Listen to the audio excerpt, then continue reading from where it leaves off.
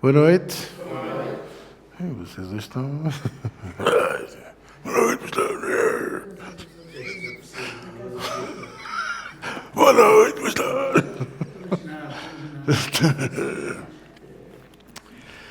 Vamos abrir as nossas Bíblias, por favor, em Isaías capítulo 6. E nós hoje vamos falar de uma coisa que eu vou tentar elencar com o final dos tempos, porque eu acho que é um tema bom.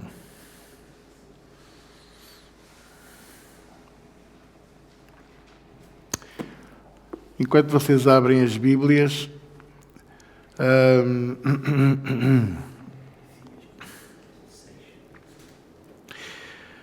o tema que nós vamos falar aplica-se a muita coisa na nossa vida. Aplica-se aos casamentos, aos empregos, à igreja, ao dia-a-dia, ideais, pensamentos, posturas. E eu vou-vos dar aqui um exemplo. Eu conheço uma pessoa, trabalho com ele, que trabalhou 8 anos na Força Aérea. Então, ainda hoje ele é mais velho que eu. Ele hoje, 30 anos depois de ter saído da Força Aérea, quase, ele continua a cortar o cabelo exatamente como cortava no tempo da Força Aérea. Faz a cama como fazia no tempo da Força Aérea. Tem uma rotina de acordar às 6 da manhã todos os dias, sem exceção, como era no tempo em que estava na Força Aérea. Se por um lado é bom a disciplina, e eu não sou contra esse tipo de disciplina, muito pelo contrário, eu vejo aqui uma tendência chamada idolatria, em que tudo é mais importante, tudo é menos importante do que cumprir esta forma de viver, estas regras, estas obrigações. Atenção, que eu volto a dizer, não sou contra a disciplina. Ele tem brilho profissional, tem brilho pessoal, anda sempre bem vestido, anda sempre bem arranjado, mas depois tem aquele pormenor que nós notamos. Vocês estão-me a compreender? Por exemplo, ele já saiu há quase 30 anos da Força Aérea, mas continua de vez em quando, faz qualquer coisa e diz, quando eu estava na Força Aérea, há 30 anos. Quase que dá vontade de perguntar, mas isto que é o ano passado? Não, já saí há quase 30 anos. E já trabalhei em aqui, acolá e acolá, e agora estou aqui. Mas ele não fala nessas experiências, porque nada disso, isso foi apenas para ter um salário. Aquilo que, de facto, fez mexer a vida dele foi quando ele estava na Força Aérea. Eu não estou a dizer isto com crítica, muito pelo contrário. Eu sou da opinião que todos temos que ter um bocadinho de disciplina da nossa vida e temos que ter um rumo. Mas não podemos fazer disso mais importante do que tudo o resto. É como opções partidárias. Há pessoas que, por causa do partido, começam-se a desviar, a afastar de Deus, porque aquele partido, se calhar, diz que Deus não existe. Ou mesmo que diga que Deus existe, o líder é mais importante do que Deus, o líder daquele partido. Ir ao comício, ir às reuniões de estratégia, fazer uma ação partidária e não vão à igreja. E isso mostra que há um princípio de idolatria a entrar naquele coração. Os filhos. Não, eu domingo não posso porque eu tenho que fazer o almoço aos meus filhos. Não, eu não vou à igreja porque eu tenho que fazer o almoço do meu marido. Não, ele almoça ao 12:30, bate o sino, o prato tem que estar na mesa. Eu não estou a dizer o contrário. Vocês percebem? Cada um é como cada qual e eu não estou aqui a criticar. Eu estou a dizer é que nós, por vezes, queremos tanto estar em paz, ou querer viver uma vida orientada, queremos ter um princípio, ou princípios aplicados à nossa vida, que acabamos por permitir que isso se torne idolatria na nossa vida. Agora, estou a falar nos princípios ideais, costumes. Agora vamos ver, por exemplo, a família, em que a mulher é supra-sumo e o marido não permite que... Não, ninguém, a minha mulher é ela que faz tudo. Não, o que ela diz é para se fazer. Não, ela é que sabe tudo. Eu até acho que nós devemos defender as nossas esposas. Eu sou da opinião que a nossa mulher é a melhor do mundo.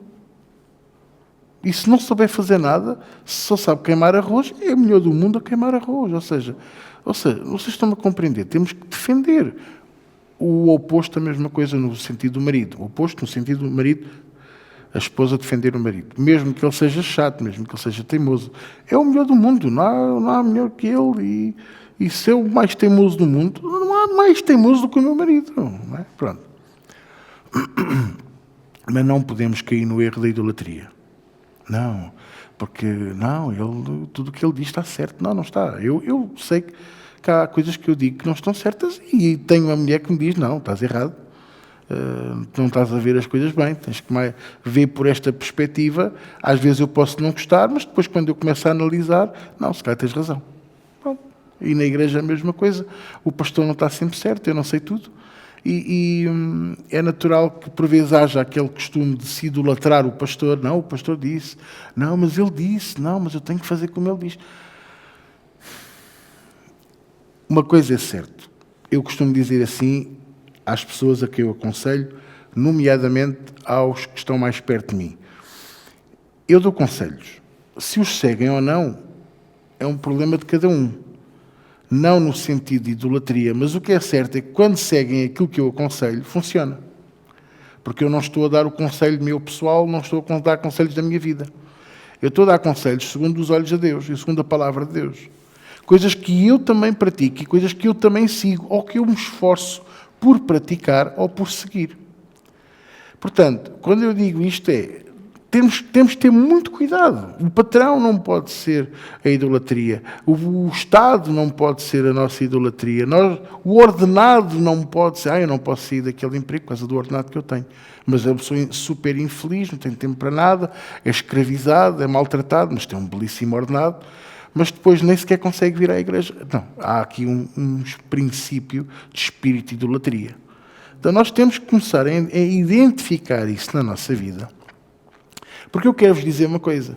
A Bíblia diz no capítulo 22 do Apocalipse, lá há uma lista de gente que não entra no céu.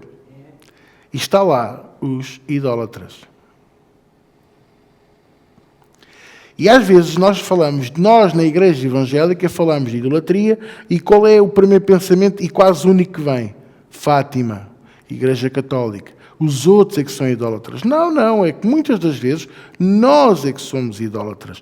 E quero-vos dizer uma coisa, que às vezes nós, enquanto evangélicos, cristãos evangélicos, muitas das vezes somos idólatras porque dizemos que nós é que estamos certos. E porque batemos tanto com isso, que nós é que estamos certos, quase que entra na idolatria. Todos os outros estão errados. Olha, eu vou-vos dizer, nós não temos que adorar Maria, nós não temos que adorar nenhum santo. Mas preparem-se porque vamos ver católicos no céu. Não é todos. E se calhar é uma minoria, mas vamos ver. Vamos ver mormons no céu, vamos ver adventistas no céu, vamos ver muitos batistas, vamos ver muitos evangélicos. Jeovás não acredito porque eles não acreditam bem na palavra, eles não acreditam bem na Bíblia, eles acreditam numa coisa alternativa, nem sequer a Bíblia que eles têm, que é o Novo Mundo, é uma edição. Se vocês lhe oferecerem uma Bíblia de João Ferreira de Almeida, eles vão recusar porque tem que ser a Novo Mundo, porque é aquela que adultera certas coisas. Estão a perceber? Mas como eu estava a dizer, vamos ver, quando eu disse mormons, vamos ver uma minoria também, porque eles acreditam numa Bíblia completamente adulterada. Tem o livro do John Smith, de Ellen Smith, acreditam mais e idolatram mais os líderes do que propriamente Jesus Cristo e tudo o resto. Os seguidores do William Branham também não acredito que muitos subam, porque eles idolatram o William Branham e não a Jesus Cristo. Assim como algumas neopentecostais, para não dizer quase todas, porque todos eles servem a Mamon, mesmo que esteja encapotado e com outros nomes, ou o apóstolo, ou o epístola, ou o apóstrofo, ou seja lá quem for que esteja a liderar, geralmente é o ídolo do coração e da vida dessas pessoas.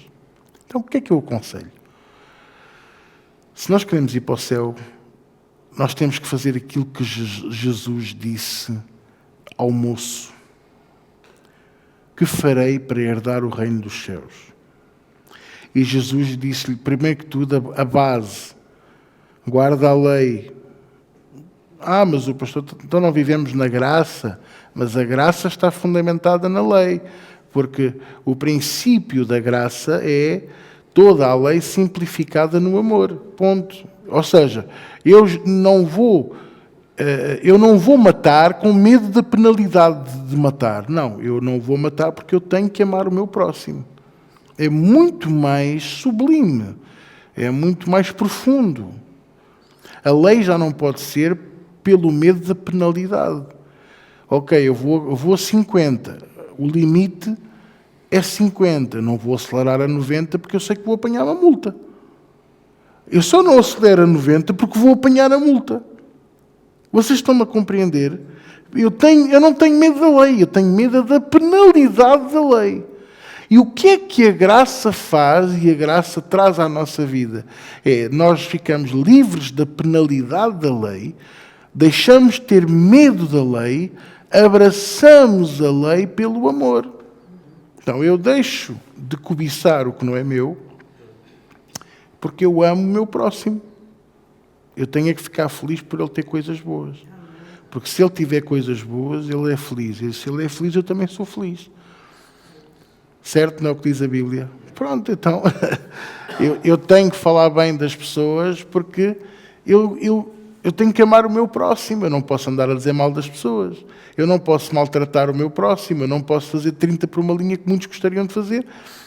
Mas já não é pelo medo da lei, nem da sua penalidade. Aliás, a palavra sozo, que está no Novo Testamento, que significa salvo e livre da penalidade da morte e da lei, explica exatamente o envolvimento da graça do nosso Senhor e Salvador Jesus Cristo nisto tudo. O que é que isto tem a ver com aquilo que eu estava a falar? Tem a ver que eu não posso abraçar uma coisa que me vai levar à idolatria. E porquê é que a graça não me leva à idolatria? Porque a graça é Jesus Cristo em pessoa. Então eu amo a graça, eu vivo pela graça por causa do meu Senhor e Salvador Jesus Cristo. Não por causa do quão bom eu sou, ou quão bom eu vou ser. Eu não sou nada, eu sou miserável. E sabem porquê que eu estou sempre a repetir isto? Às vezes as pessoas dizem, mas não diga isso. Fica feio um pastor dizer essas coisas. Não fica. Porque eu estou-me a lembrar, quando eu acho que sou um grande pedaço, eu estou-me a lembrar a mim próprio que eu não valo nada. Que eu não me presto.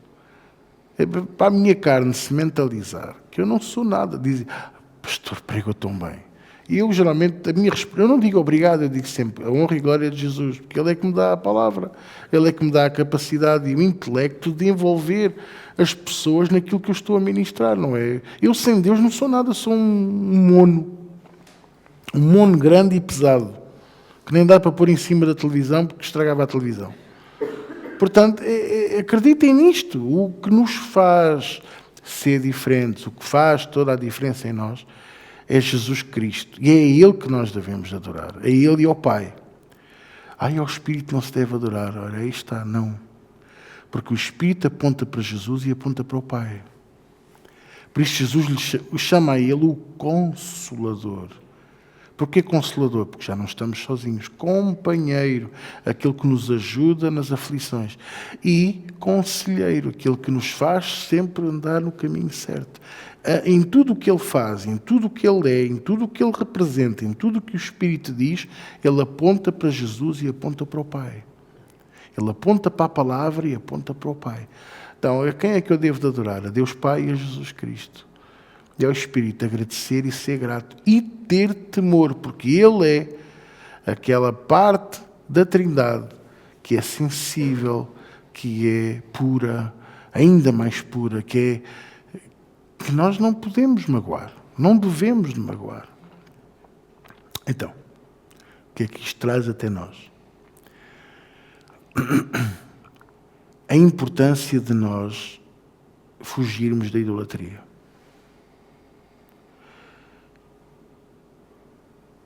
Hoje em dia, a sociedade é atores, atrizes, jogadores de bola, pinos. O que é um pino? Eu vou-vos dizer o que é um pino. Um fulano que vai passar na rua e um produtor de televisão diz: pá, anda cá que tu vais aqui para este Big Brother. Pumba. Ele não sabe falar, não sabe estar, come com a boca aberta, tira borriés do nariz em frente às câmaras. E as pessoas adoram aquilo e votam. E o fulano fica e ganha concursos, ganha prémios, ganha muitos de dinheiro. É um pino. Não tem valor, não tem nada que a gente diga assim: epá, vou aprender com este fulano.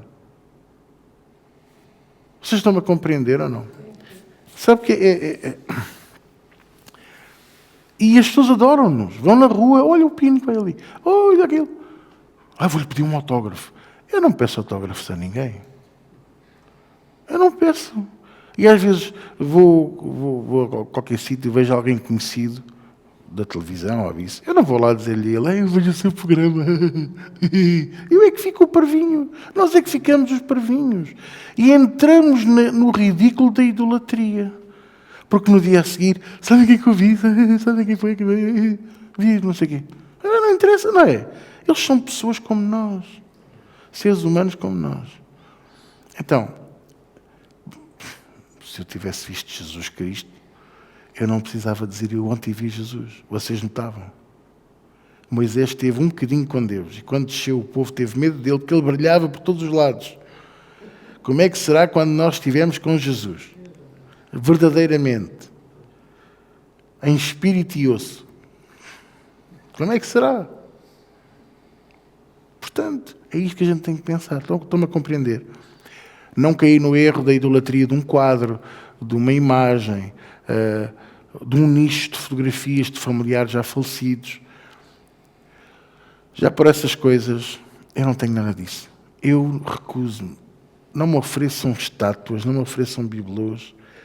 E se tiverem o azar de me oferecer, aquilo vai para o artigo, vai logo para o arquivo 15. Logo. Sabe qual é o arquivo 15? É o lixo. É tão certo como eu me chamar João Carlos. Porque eu não quero nada dessas coisas na minha casa. Mas é uma estátua bonita. Epá, deixa estar lá a estátua. Devolve à loja, pede o dinheiro de volta e fica com ele. Devias ter aqui fotografias do teu pai que já faleceu. Para quê? Eu não me esqueço dele, eu lembro-me dele. Até eu ainda consigo lembrar-me da voz dele.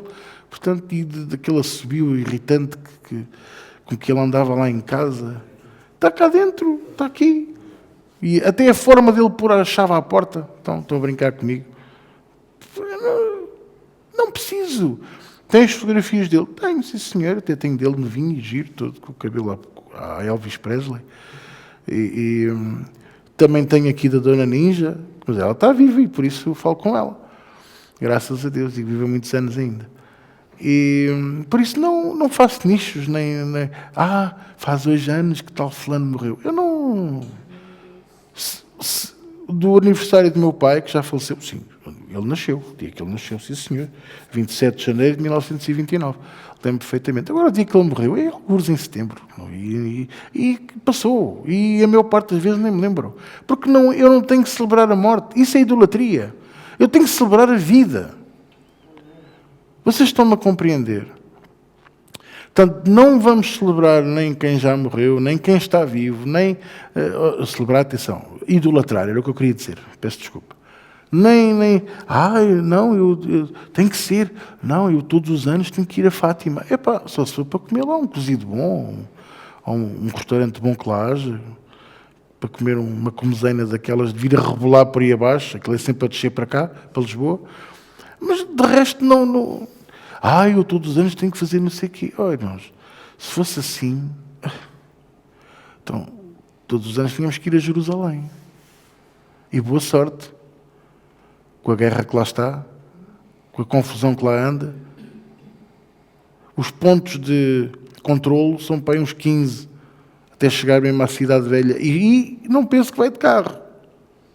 Os carros que iam cá no estacionamento fora, andas lá dentro, é de Armando. Um bocadinho a pé, um bocadinho andando. Eu quero lá ir ver aonde Jesus passou. Olha, ainda agora, há bem pouco tempo, os arqueólogos descobriram que as estradas atuais já são novas, não tem nada a ver com as antigas. Descobriram as antigas e mesmo assim estão desconfiados que ainda há mais antigas para baixo. Portanto, não, Jesus pisou estas pedras. Não pisou nada. O Santo Sepulcro. Santo? Mas desde quando é que um sepulcro é santo?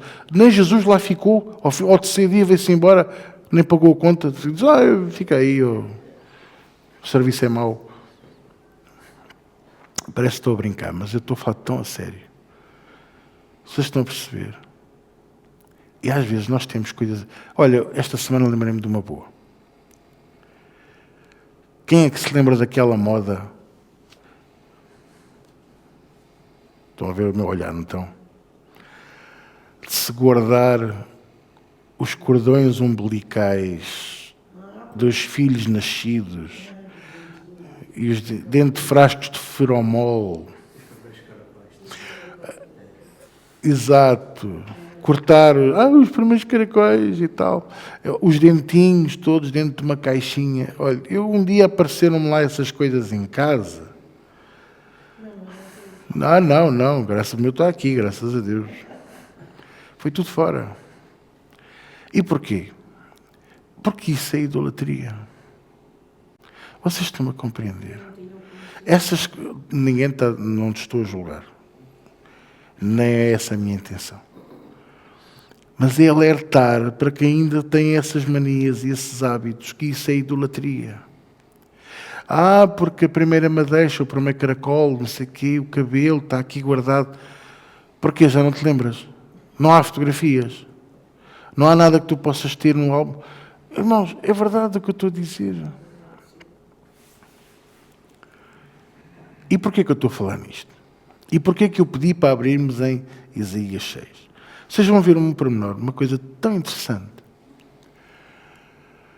Porque Israel teve um rei que, de facto, teve uns 3 ou 4 muitíssimo bons. Este que vamos falar, só vou falar um bocadinho, era um rei muito bom.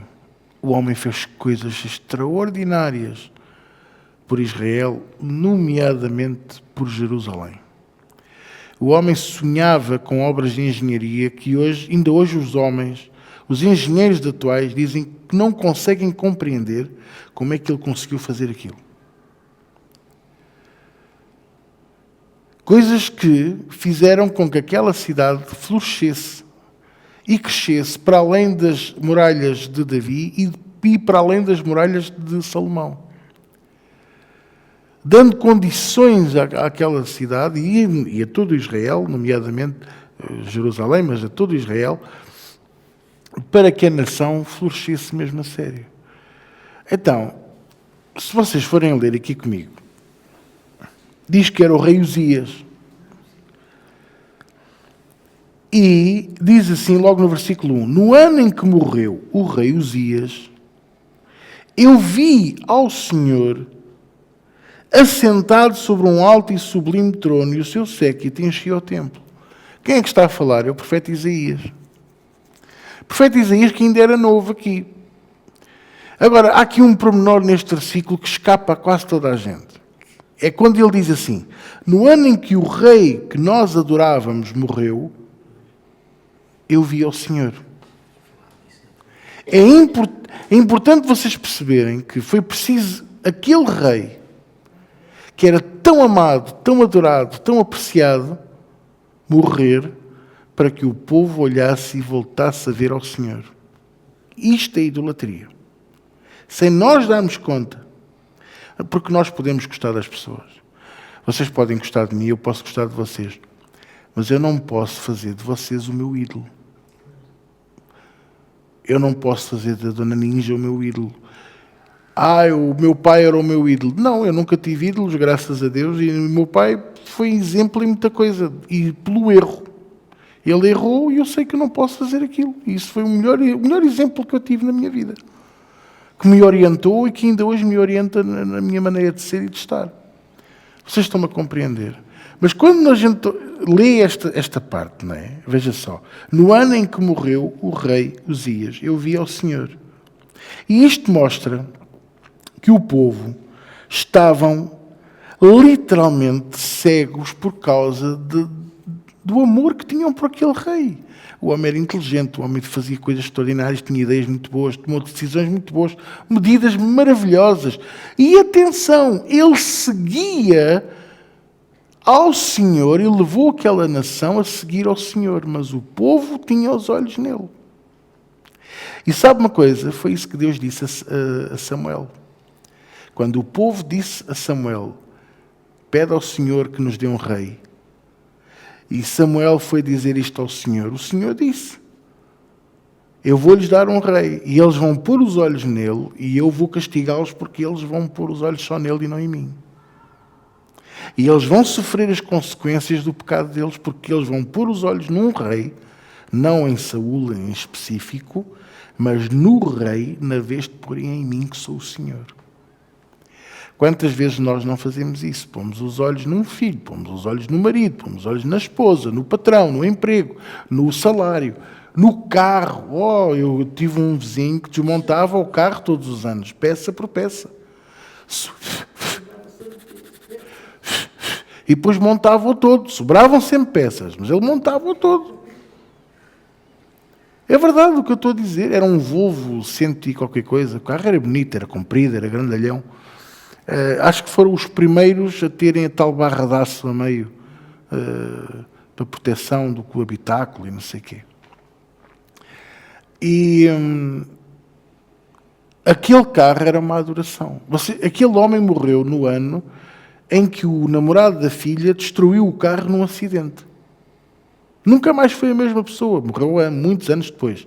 Mas parece que morreu o vigor da vida dele, porque aquele carro era o amor da vida dele. Não tenham a mais pequena dúvida. Vocês estão a perceber o que eu estou a dizer?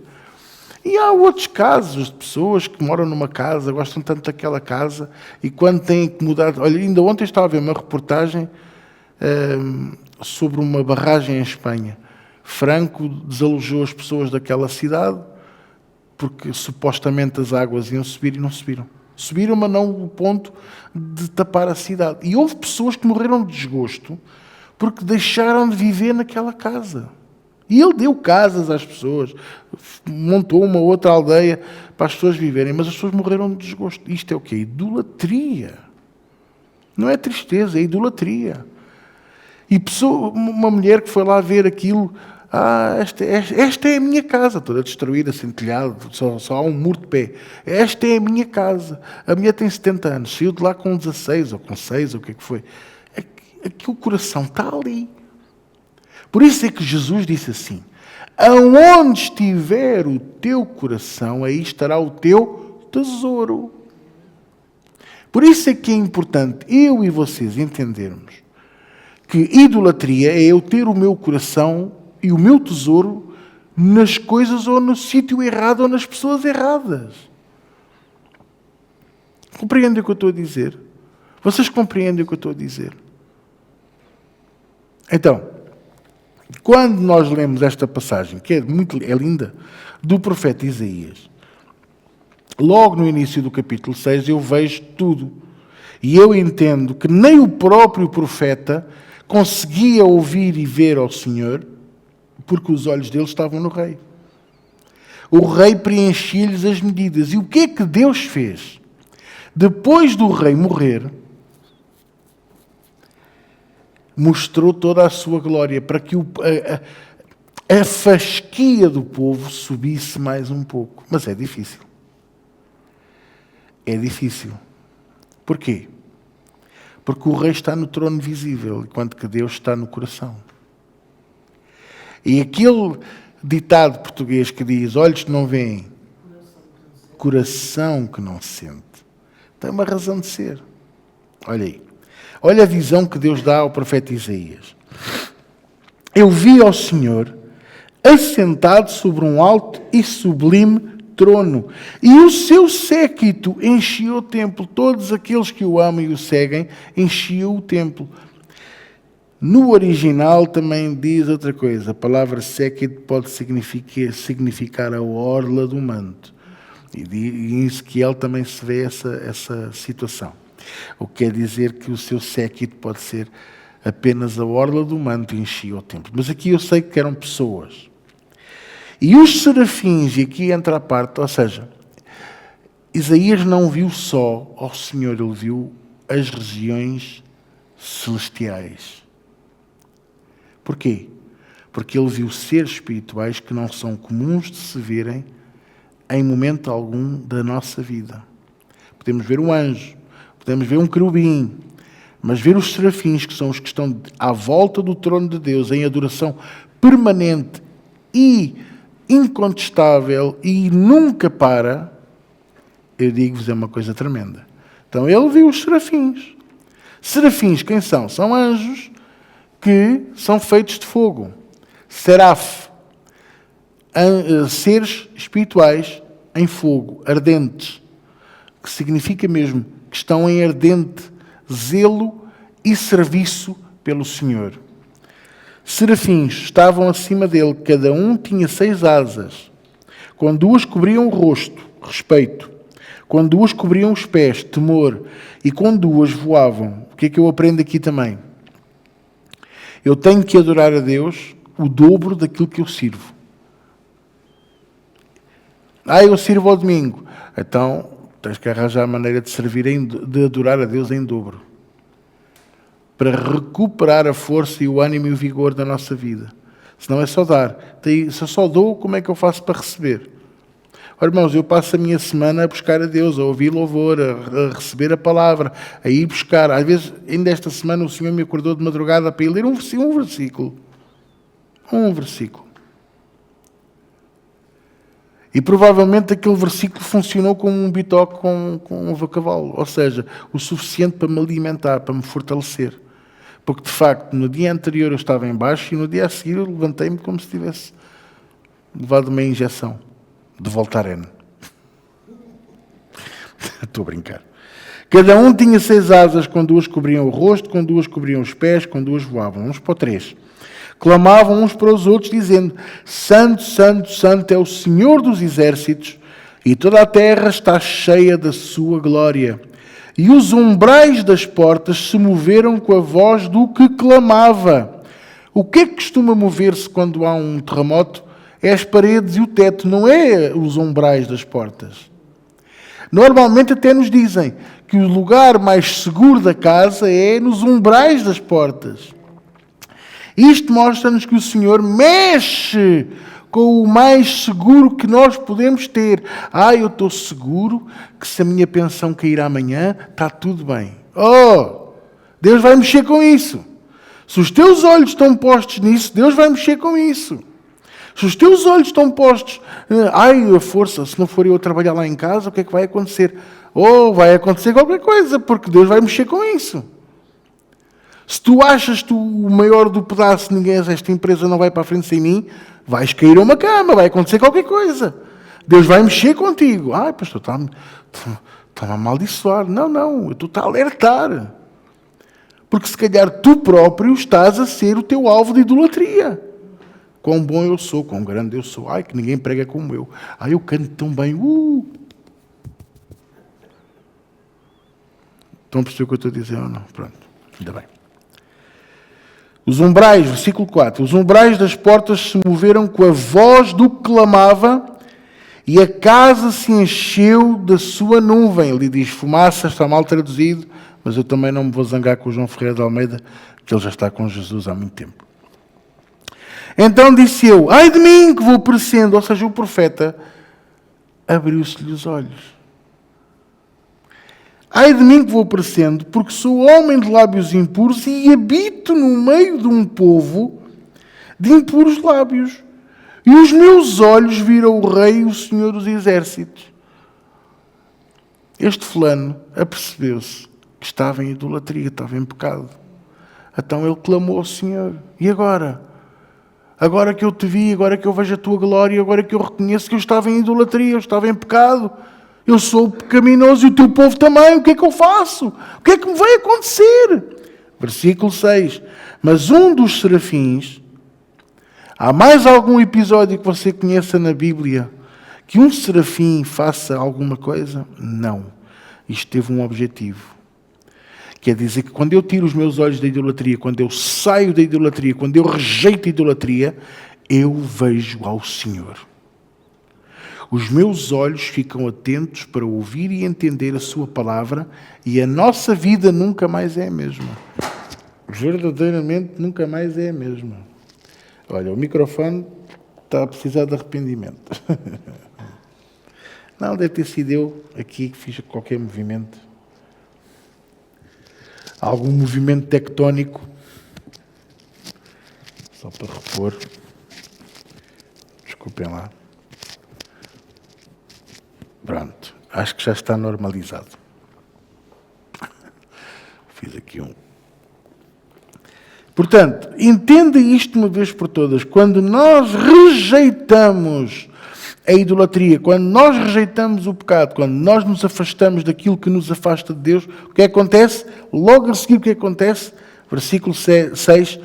Um dos serafins voou para mim trazendo na mão uma brasa viva que tirara do altar com uma tenaz e com ela tocou a minha boca e disse: eis que isto tocou os teus lábios e a tua iniquidade foi tirada e purificado o teu pecado. E logo a seguir o que é que ele ouviu? A voz do Senhor. Então, mais do que às vezes outras coisas, mais do que, por exemplo, o pecado físico, carnal, o pecado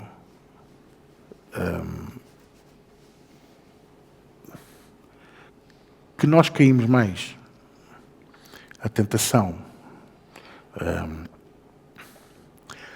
a imoralidade, o erro, o pensar errado, que não é que sejam coisas menores, que não são,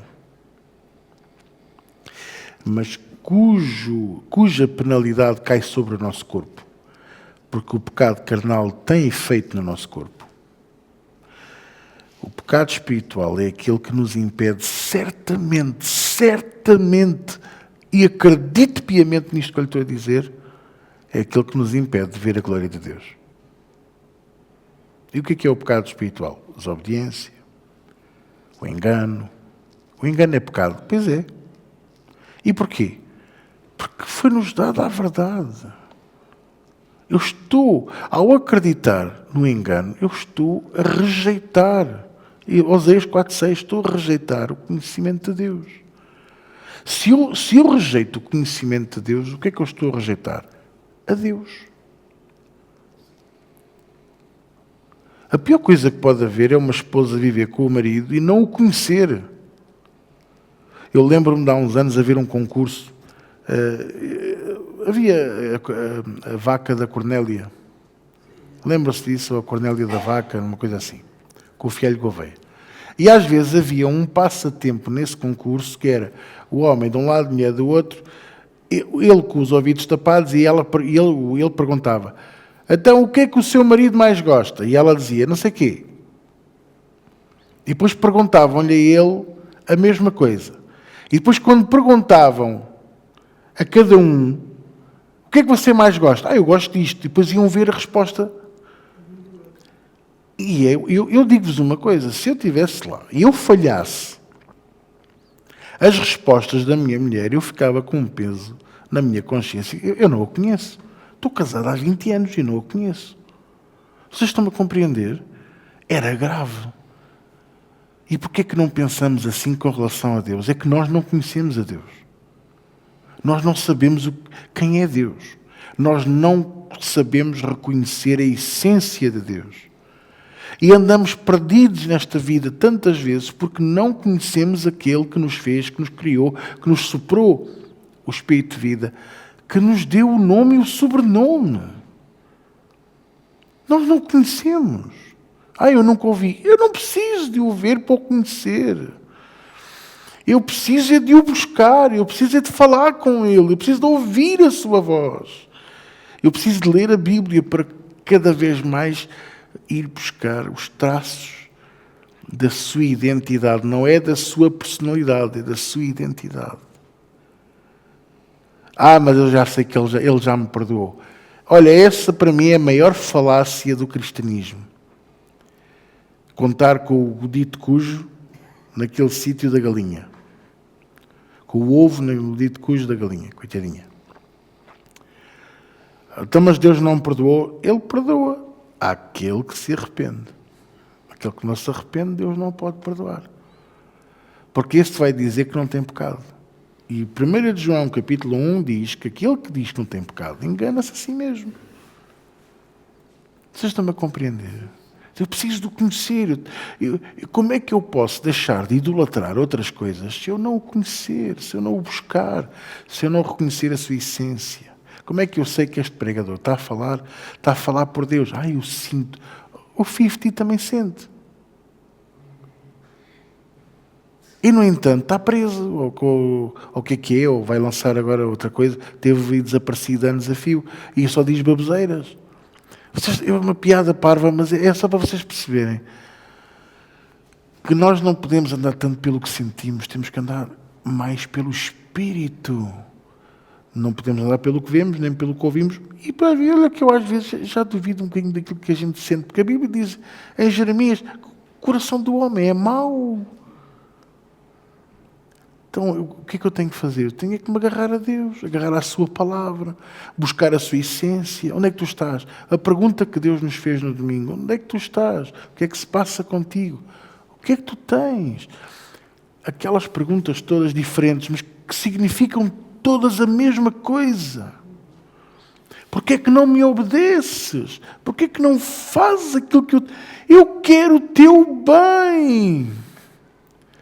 Ele diz na sua palavra em Jeremias 29, eu sei os pensamentos que tenho acerca de vós, pensamentos de bem e não de mal. Vocês estão-me a compreender? E depois, claro, os tempos vão andando, estamos a chegar a uma era, já estamos numa era que é para mim, claramente a era do final dos tempos, em que não sei se vocês já repararam, mas a mentira e a desinformação já é 60% da suposta informação que temos diariamente nas redes sociais, nos canais oficiais, na televisão, nos jornais, na rádio. Eles passam a informação que lhes é passada, mas digo-vos já que a maior parte dela não é a verdade absoluta. Não é a verdade absoluta. E por isso nós, neste momento, já não somos informados, somos desinformados. E o que é que isto nos mostra? Que se eu não me agarrar à palavra de Deus, eu não vou saber destrinçar entre aquele que diz a verdade e aquele que diz a mentira. E isto lembra-me uma passagem que nós vamos ler, que está em Apocalipse, capítulo 13. Porque eu quero dizer uma coisa a vocês. Às vezes as pessoas dizem-me assim, pastor, então mas a Bíblia fala no 666, não é? 666. E depois anda aí tanta gente a falar porcaria sobre isto. Anda aí um que grava vídeos a torto e a direita. Eu não sei, o homem não deve dormir. Grava vídeos a torto, a direita, para a esquerda e para a direita, para cima e para baixo. E faz, mas é sempre a mesma coisa. Dos 30 minutos dos vídeos que ele grava, os primeiros 10 é dizer sempre a mesma coisa, mas não diz informação nenhuma. E é, siga-me, carrega aqui, carrega lá, manda a sua oferta. E depois os outros 20 minutos é blá, blá, blá, palha com molho de tomate. Eu ouvi dois vídeos dele, cortei logo. E por mais que eu não queira, quando eu entro no YouTube, o fulano aparece-me sempre. Porque ele paga para esses vídeos dele estarem mais em cima. Mas ele também recebe muito. Pois claro.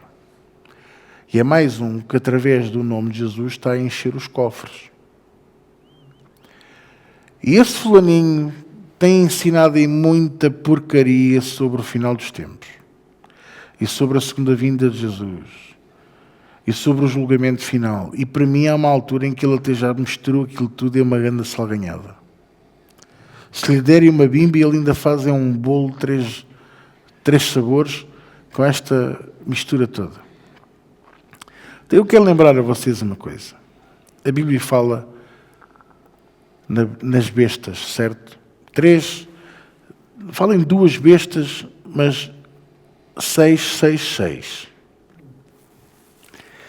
E geralmente as pessoas ficam confusas porque falam em 3 números, mas só falam em 2 bestas. Então ficam tipo, tem que estar a terceira besta. Mas a terceira besta está lá. E eu quero lembrar a vocês que eu já vos ensinei muitas vezes que a Trindade Satânica, que é uma imitação da Trindade Santa de Deus, mas só que ele não consegue imitar porque Deus Pai, Deus Filho, Deus Espírito Santo são um só, e estes 3 não são um só. Eles até se puderem comem-se uns aos outros. Mas eu vou-vos mostrar pela Bíblia que a verdadeira Trindade Satânica, outro Jesus, outro Espírito, outro Evangelho, os 666, que operam no engano, na mentira e na cegueira espiritual, está a ver outra vez? Estão aqui no Apocalipse. E logo aqui no capítulo 13 do Apocalipse. Então veja, qual é o primeiro que fala? Vamos antes ao 12, desculpem, eu enganei-me. Capítulo 12 de Apocalipse. A mulher e o dragão. A mulher, deixem de parte, porque há quem diga, a mulher é a Igreja Católica, não é? Porque é aquela mulher que representa tudo o que há de pior. Eu digo-vos já, que não é a Igreja Católica, ou pelo menos não é só a Igreja Católica. Porque hoje há muita gente que se poderia, muitas igrejas, muitas fações, muitas denominações que se poderiam integrar aqui. Porque se você for a ver o que é que diz aqui, olha aí que diz assim, é o versículo 1 do capítulo 12. Eu ia dizer, viu-se um grande sinal no céu, uma mulher vestida do sol, tendo a lua debaixo dos pés e uma coroa de 12 estrelas sobre a cabeça. A coroa de 12 estrelas é aqueles que se utilizam das 12 tribos do judaísmo para dizer que são servos de Deus e que estão a seguir a Jesus. E veja só, tem vestida do sol, que é para ter muito brilho, mas tem que ser do sol. O brilho não vem deles, o brilho vem de... Ok? Pronto. E a lua debaixo dos pés, quer dizer que tudo o que fazem... O outro tinha o quê nos pés? O serafim. Asas para ter o quê? Temor. O temor ao Senhor. O encobrimento. Esta tem a lua, quer dizer que tudo o que fazem oculto e de noite. Estão a entender ou não? Pronto. Estava grávida, faz sentido, com dores de parto, e gritava com ânsias de dar à luz. Viu-se outro sinal no céu, e eis que era um grande dragão vermelho, Satanás, que tinha 7 cabeças e 10 chifres. Bem bonito o bicho, veja só. E sobre as cabeças 7 diademas. O que é um diadema? São ofensas, são heresias, são blasfémias, ok? Pronto. Frases, doutrinas que são cabeças de cartaz. Compreendam isto. Vocês compreendam o que eu vos estou a ensinar, que eu estou-vos a tentar abrir os olhos com relação a isto. Vocês vão reparar que eu não falo muito nestas coisas. Porquê? Porque há tanta gente a falar, eu não quero que ser metido no mesmo saco. Eu quero é que, em privado, me perguntem que eu explico. Eu hoje só estou a abrir um bocadinho o jogo para ver se consigo trazer um bocadinho de calma e de sabedoria e de abertura de espírito a cada um de vocês. Portanto, o grande dragão vermelho, a antiga serpente, ok? Tinha 7 cabeças, 10 chifres e sobre as cabeças 7 diademas. E a sua cauda levou após si a terça parte das estrelas do céu e os lançou sobre a terra. E o dragão parou diante da mulher que havia de dar à luz, para que, dando ela à luz, lhe tragasse o filho.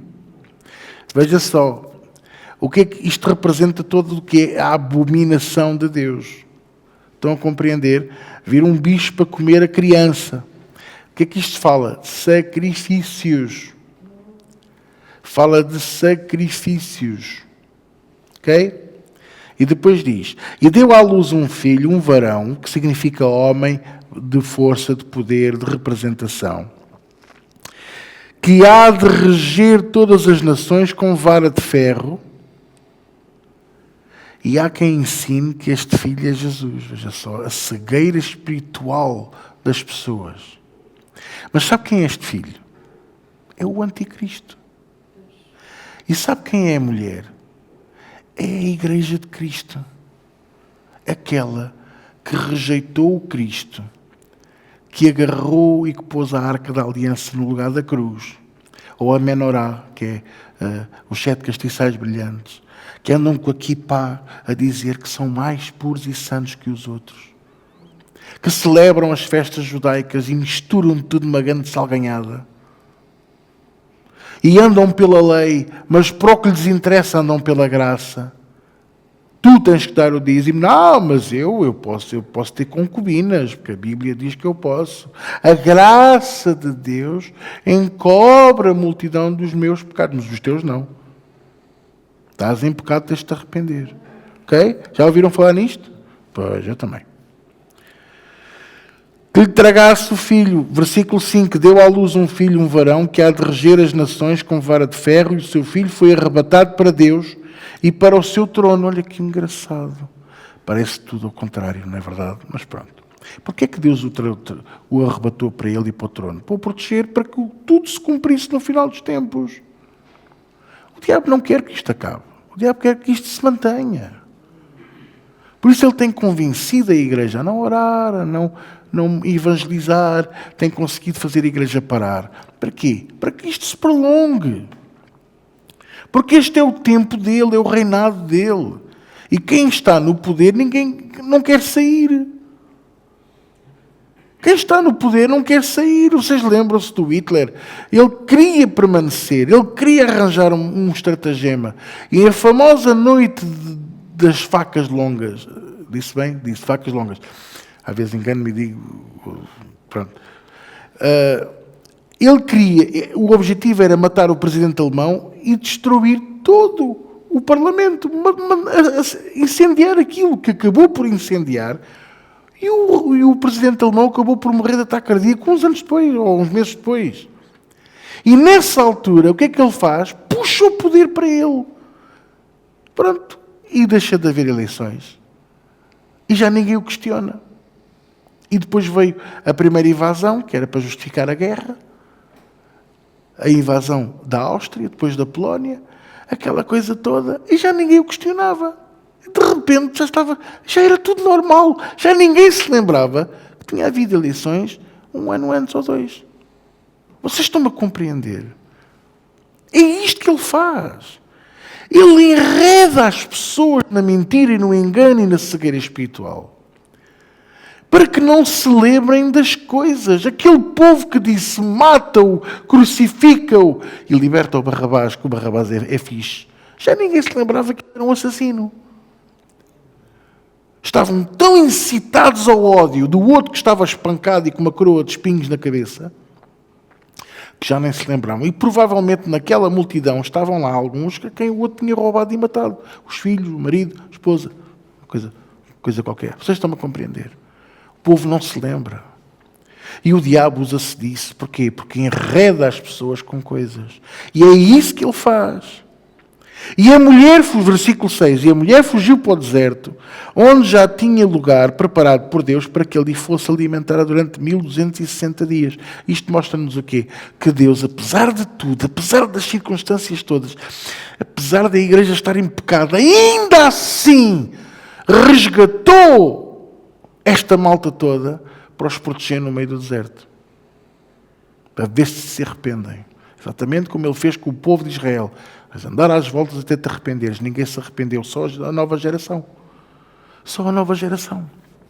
Mas ainda assim, Deus arrebatou aquela mulher para o deserto para a proteger. E isto é impressionante. A gente tem que pensar nestas coisas. Vocês estão-me a entender ou não? Versículo 7. E houve batalha no céu. Houve batalha no céu. Entre quem? Miguel e os seus anjos batalhavam contra o dragão. E batalhavam o dragão e os seus anjos, mas não prevaleceram, nem mais o seu lugar se achou nos céus.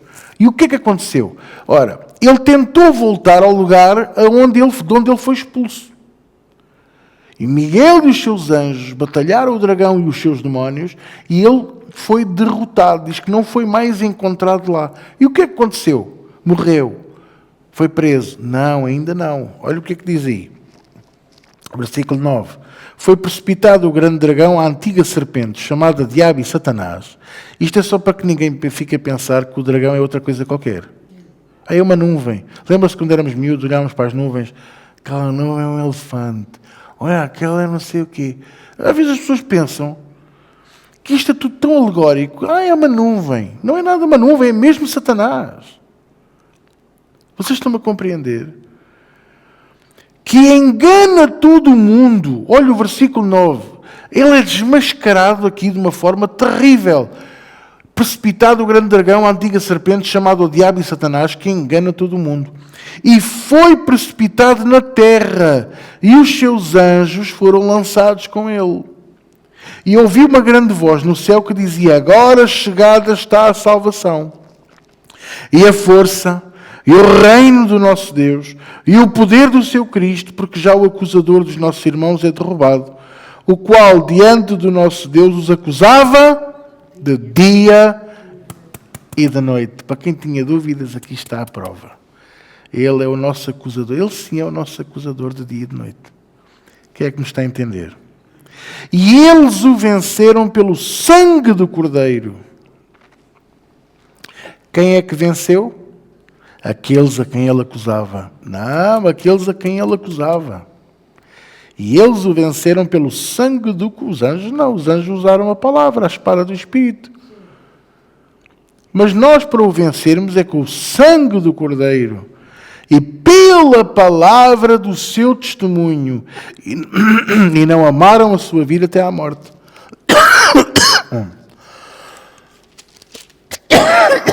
Quem é que nos está a entender? Agora, versículo 13, saltamos aqui um bocadinho. E quando o dragão viu que fora lançado na terra, perseguiu a mulher que dera à luz o varão. Foram dadas à mulher 2 asas de grande águia, para que voasse para o deserto ao seu lugar, onde é sustentada por um tempo, 1 ano, e tempos, 2 anos, e metade de um tempo, 3 anos e meio. Ok? Fora da vista da serpente. Quer dizer que aqueles que seguem ao Senhor serão alimentados e protegidos pelo Senhor durante 3 anos e meio. Que ao fim de 3 anos e meio rebenta a guerra e nós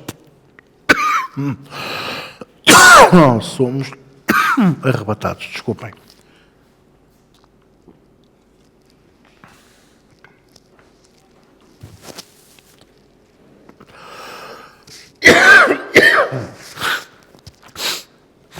Depois, diz assim, desculpem, e a serpente, versículo 15, lançou da sua boca, atrás da mulher, água como um rio, multidões, para que pela corrente a fizesse arrebatar, ou seja, perseguição. E a terra ajudou a mulher, e a terra abriu a boca e tragou o rio que o dragão lançara da sua boca. E o dragão irou-se contra a mulher e foi fazer guerra ao resto da sua semente. Quem é o resto da sua semente? Somos nós. Os que guardam os mandamentos de Deus e têm o testemunho de Jesus Cristo. Amém? Então, acabámos de ler a parte que fala sobre o primeiro 6. Vamos ver o segundo 6? A besta que subiu do mar. Capítulo 13. E eu pus-me sobre a areia do mar e vi subir do mar uma besta que tinha 7 cabeças, 10 chifres. Oi? É o capítulo à frente. Ok, pois. Capítulo 13, versículo 1. E eu pus-me sobre a areia do mar e vi subir do mar uma besta que tinha 7 cabeças, 10 chifres, e sobre os chifres 10 diademas, e sobre as cabeças um nome de blasfémia. Olha que este aqui ainda é mais grave do que o dragão, a antiga serpente. Tem a mesma parafernália na cabeça que o dragão. Mas tem um pormenor, que é o quê? O nome de blasfémia. Aquele que se levanta contra o Cristo. Para que se cumprisse o que está escrito. Ok? E a besta que vi era semelhante ao leopardo. Quer dizer, de aspecto felino, mas é naquela de quem comanda e tem força e faz aquele rugir para meter medo. Ok? E os seus pés como os de urso e a sua boca como a de leão, que é mesmo para ser forte. E o dragão deu-lhe o seu poder e o seu trono e grande poderio. Este é o anticristo. Ok? E vi uma das suas cabeças como ferida de morte, e a sua chaga mortal foi curada. Os tais sinais e maravilhas que, se possível fosse, até os escolhidos enganaria. E toda a terra se maravilhou após a besta. E adoraram o dragão que deu à besta o seu poder. E adoraram a besta dizendo: quem é semelhante à besta? Quem poderá batalhar contra ela? Veja só. Ainda agora vimos a derrota do dragão no céu. Vimos que ele tentou perseguir a igreja e não conseguiu. Levantou os seus demónios para fazer perseguição e guerra ao remanescente da semente. E no entanto, o povo e as pessoas desta terra adoraram o dragão e a besta. E adoraram, não é? E foi-lhe dada, versículo 5, uma boca para proferir grandes coisas e blasfémias. E aqui entra uma coisa que eu quero alertar. Parece que lhe foi dada mesmo uma boca, mas não foi. Sabe o que é que lhe foi dado? Foi-lhe dada uma ferramenta que tanto pode ser usada para o bem, como pode ser usada para o mal, chamada inteligência artificial. Só para vocês terem uma ideia, houve alguém que pediu a uma inteligência artificial, eu não quero estar a citar quais, porque eu não me recordo, mas eu penso que até sei qual é que foi. E ele disse: escreve-me uma letra para um hino de adoração a Deus. E ele levou, nem 2 segundos levou a pôr o texto. E a seguir ele disse: agora faz música com isto. Já levou um bocadinho mais de tempo, mas fez. E quando nós ouvimos aquilo, eu digo-vos, eu ouvi aquilo e eu pensei: epá, isto é fantástico. Vocês percebem? Mas é a mesma coisa que isto que eu vos vou dizer. Imagine o seu bichinho de estimação favorito. Alguns nós já tivemos muitos, outros tiveram poucos, mas há um que você ainda hoje fala nele. Pronto, eu falo na minha faísca, se calhar você fala no teu tareco. A minha avó falaria no bobito. Num dos 145 que ela teve, não sei qual é que é. E alguém dizia assim: mas eu posso trazer a faísca de volta, queres ver? Pumba, e faz um clone. E ladra e abana o rabo e pede biscoitos como a faísca. Mas não é a faísca. Vocês estão a compreender? É isto que eu quero dizer que está aqui. Foi-lhe dada uma boca para proferir grandes coisas e blasfémias. E deu-se-lhe poder para continuar por 42 meses. Olha aqui, são 7 anos. 42 meses. Compreenda isto. Porque as pessoas dizem assim, mas é grandes coisas e blasfémias. Você acha que o diabo começa logo por falar as coisas erradas? Não. Ele para convencer a Eva que o fruto era bom para comer, ele andou que tempos a elogiar o fruto. E é mesmo da cor que tu gostas. Olha, gordinho, deve ser suculento. E olha agora com o sol a bater por trás. Olha ali. Imagina aquilo assim, às fatias, no forno, com uma massa, matar-te. Não tens água na boca? Ai, eu estou cheio. A serpente, eu estou cheio de água na boca. Mas percebem o que eu estou a querer dizer? Falar grandes coisas e blasfémias. Quando a pessoa já está conquistada, agarrada, começa as doutrinas falsas. O quê? Tu vais lá fazer aquele gajo, aquele gordo, não sabe lá o que é da palavra, não sabe nada. Ele nem fala das bênçãos. É sim, mas primeiro elogia. Tu estás no sítio certo. Estás com o pastor João Viegas. Ainda bem que estás. É assim que o diabo faz. Vocês estão a compreender? Olha aí. Versículo 6. E abriu a boca em blasfémias contra Deus para blasfemar do seu nome e do seu tabernáculo e dos que habitam no céu. Isto é uma razão de ser. Porquê que há de blasfemar dos que habitam no céu? Porquê que é preciso dizer mal de quem subiu? Porque não se esqueça que nesta altura nós já fomos arrebatados. Então o que é blasfemar? É dizer, isto são os extraterrestres. Isto não tem nada a ver com Deus. Portuguesas, desapareceram estes milhões aqui em Portugal, mas isto não tem nada a ver com Deus, não há arrebatamento nenhum.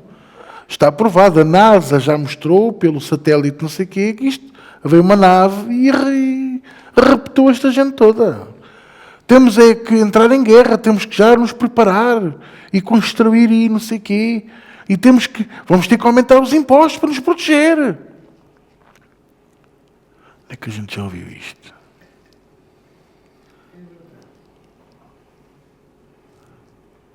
Onde é que eu já ouvi isto?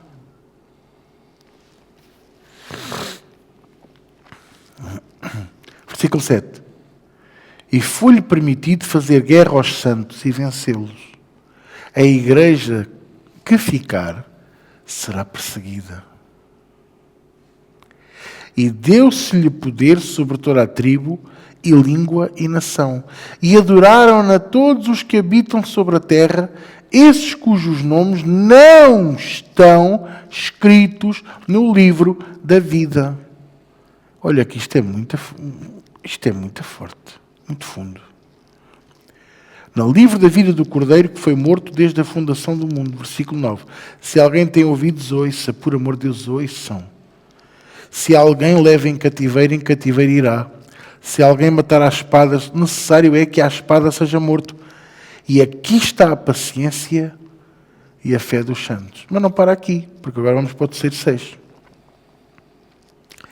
A besta que subiu da terra. Se a primeira saiu do mar, que é a multidão, agora este sai da terra. E vi subir da terra outra besta, e tinha 2 chifres, semelhantes aos de um cordeiro, e falava como o dragão. Veja, falava como o dragão. Utilizava a inteligência artificial. Tinha um discurso perfeito. Estão a entender? Exerce todo o poder da primeira besta na sua presença e faz que a terra e os que nela habitam adorem a primeira besta.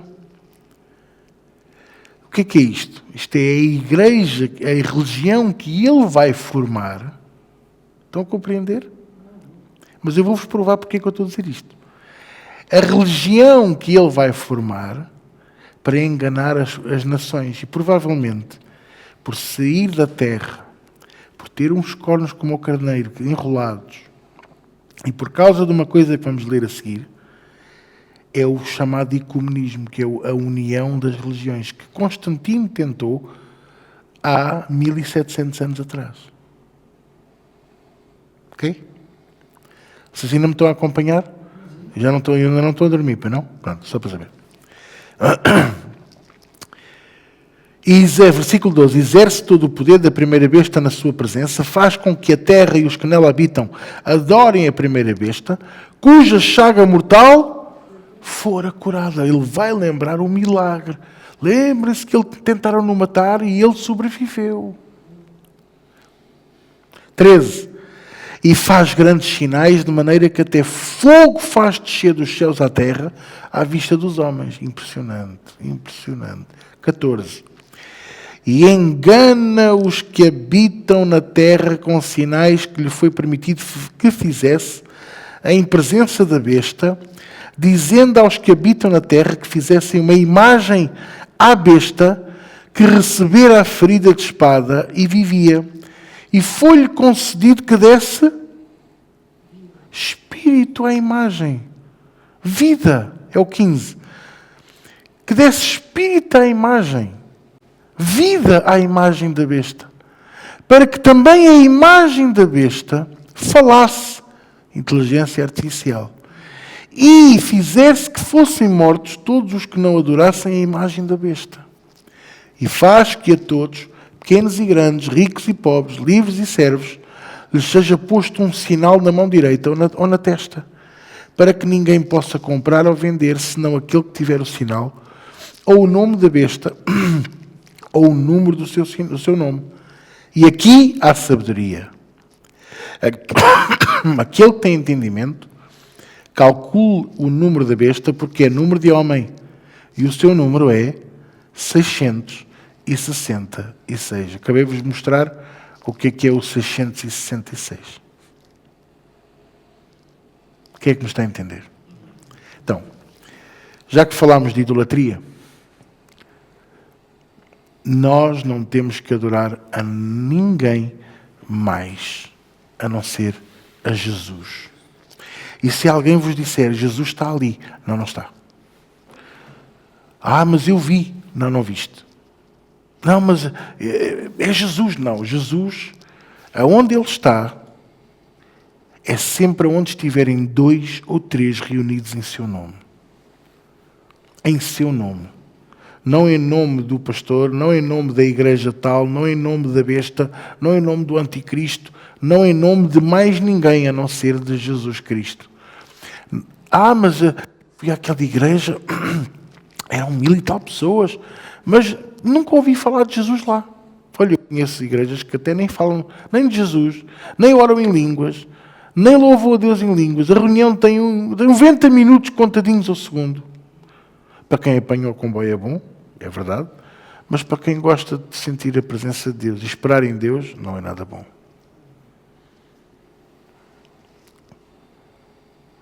Vocês estão a me entender? É assim que o diabo nos engana. Ah, eu adoro aquele pastor. Não, eu não adoro ninguém, eu adoro Jesus. Eu adoro a Deus Pai.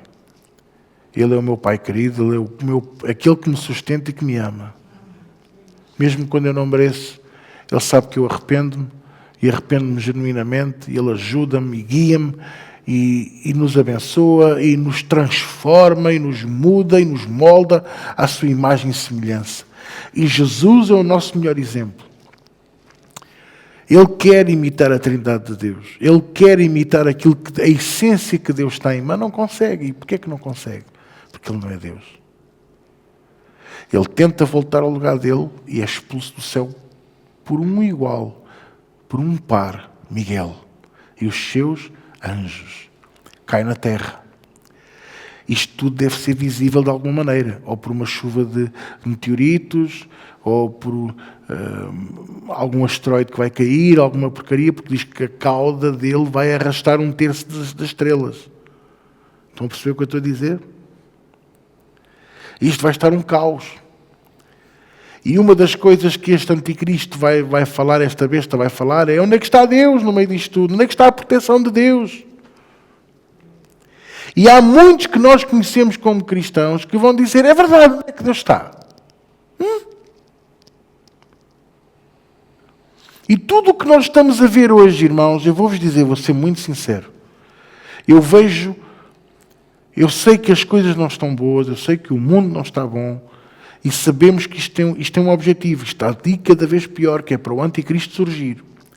Mas espanta-me, os filhos de Deus, os crentes, entram no discurso do populismo, entram no discurso do político enganador, que questiona tudo e todos, até ele próprio, e nem dão conta. E vão atrás deste discurso, quase naquela coisa do fervorosos e tal, e não sei o quê, este governo, isto tal, os imigrantes, os Bangladeshes, os Bangladesh, têm que ir todos embora e tal. Mas depois esquecem-se que isto é apenas um ensaio para aquilo que há de vir e que está prestes a começar.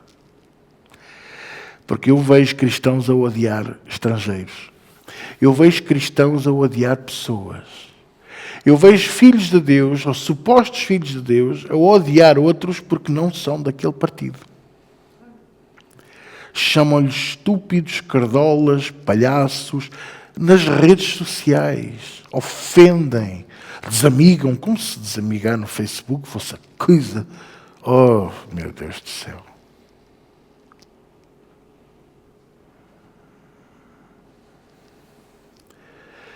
E depois vão atrás destas coisas e esquecem-se que é isto que ele vai fazer, mas muito mais grave. Porque nessa altura, agora ainda é tudo assim, tudo um bocado na palhaçada. Faz o chabascal no Parlamento, faz um chabascal na rua, e as pessoas dizem, é muito bem, está a falar a verdade, é muito bem. Mas quando o anticristo vier e começar a pôr em causa aqueles que o puseram lá, e começar a dizer que eles não podem ir à igreja, e começar a dizer que eles não podem sequer dizer que não está bem. Porque até agora, o que é que o homem tem tido? Ligeiras ditaduras, ligeiras guerras, coisas muito superficiais comparado com aquilo que aí vem. Pastor, morreram 8 milhões de pessoas na Segunda Guerra Mundial. Morreram 6 na Primeira Guerra Mundial e está a dizer que foram ligeiras? Sim, estou. Porque a mortandade que vem aí, logo a seguir ao arrebatamento, e depois vem Jesus, para a segunda vinda, e depois vem o juízo final, não, nada se compara. E tudo o que Satanás vai fazer, e os seus quase cobardes vão fazer nesse período, vai ser perseguir a igreja, matar as pessoas. Vocês leiam o Apocalipse e vejam. E vai ser, eu digo-vos, terrível. Eu não quero cá estar nessa altura, eu quero subir. Eu quero ir com Jesus. As pessoas às vezes dizem, não, pastor, mas a Bíblia diz que nós vamos passar uma parte da tribulação, mas não vamos passar toda. E esta parte que nós lemos, da Trindade Satânica à vista de toda a gente, já é com o remanescente a ser perseguido. O remanescente a ser perseguido. O remanescente a ser perseguido. Nós somos o remanescente.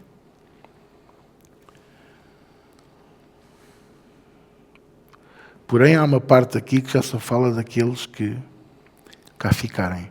Porque diz a Bíblia que é aqueles que não tiverem o nome escrito no livro da vida do Cordeiro. Então, não se deixem enganar. Não se deixem levar por doutrinas falsas, por adorações. Eu adoro aquele pregador. Tudo o que ele diz para mim está certo. Atira-te ao mar e diz-te te empurraram, como dizia aquela música, não é? Cuidado. Amém? Foi duro? É uma realidade dura. As coisas vão melhorar. Não, as coisas não vão melhorar. Vão melhorar quando chegarmos ao céu. Por isso, aquela frase, o melhor está por vir, está no porvir. Sim, concordo plenamente. E no meio disto tudo, não nos podemos esquecer do que está no capítulo 10 de Daniel. que nos 12, desculpem ter toda a razão, capítulo 12, que nos últimos tempos o Senhor enviará o seu anjo, Miguel, para guardar todos aqueles que estiverem escritos no livro da vida. Ele nos vai proteger, Ele nos vai guardar. O Senhor guarda-nos. E o mundo vai andar a sofrer, mas o Senhor não nos deixará faltar nada. Podemos não ter luxo, mas de nada teremos falta. É preciso não negar Jesus. É preciso não ter medo de dizer que somos de Jesus. Vai haver uma altura em que vamos querer trabalhar e não nos vão deixar porque somos de Jesus. Não vamos poder negociar porque somos de Jesus. Não vamos poder ir às compras porque somos de Jesus. Não temos aquela marca, não temos o chip, o código de barras, o que vocês quiserem inventar. Para mim a marca é espiritual e está dentro do coração. Só. E sabem qual vai ser a maior dor que nós vamos ter ainda nesta terra? É ver muitos dos que nós amamos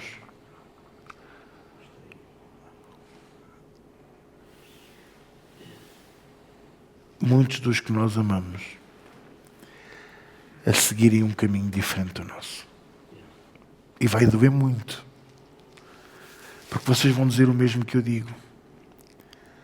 Eles tiveram o mesmo pastor que eu. Eles aprenderam o mesmo que eu. Eles serviram a Deus. Tocaram piano, tocaram guitarra, deram grupos familiares, evangelizaram nas praças como eu evangelizei, salvámos muita gente para Jesus, demos Jesus a muitas pessoas e... Não, o meu Deus é o dinheiro. Neste momento o meu Deus é o dinheiro. Dizia uma delas.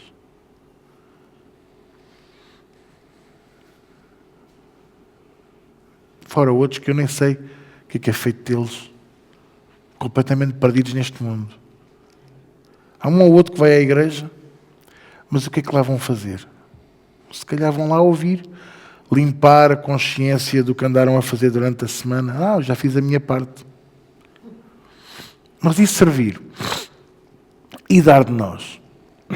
E cumprir aquilo para que fomos chamados? O que é mais importante? Irmãos, eu vou ser muito sincero convosco. O que é mais importante? Não.